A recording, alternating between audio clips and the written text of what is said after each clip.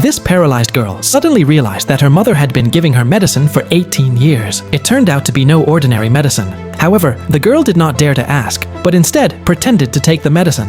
When her mother left, the girl vomited it again, because she wanted to know what the medicine was. She quietly went downstairs and turned on the computer to search online, but the internet connection had been cut off. It turned out her mother had already found out and was watching her from the dark. The next day, the girl said she wanted to go to the cinema, and her mother said yes. Before leaving, the girl took all the medicine she hadn't taken. When she arrived at the cinema, in the middle of the film, she made an excuse to go to the toilet.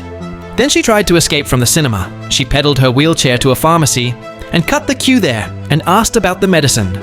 The doctor who saw her explained that the medicine was usually used on animals, and if taken by humans, could cause paralysis. Suddenly, her mother came and lied to people saying that her daughter was insane.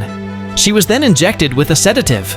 Not long after, she fell unconscious in her mother's arms. When she came to, she was in her room.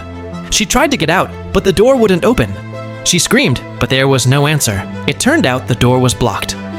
The girl then opened the window and looked at the side room.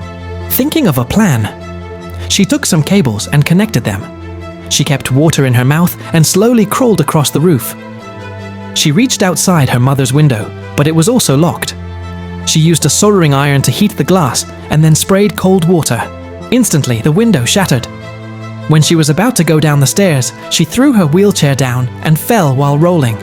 Even though it hurt, she still held on. Finally, the girl managed to get out of the house and tried to look for help on the road. At that time, a car passed by. The girl took the initiative to step into the middle of the road, tried to stop the car by force, and asked the driver for help. But when she felt free, her mother appeared, and from behind stabbed the driver with a syringe. She felt very desperate.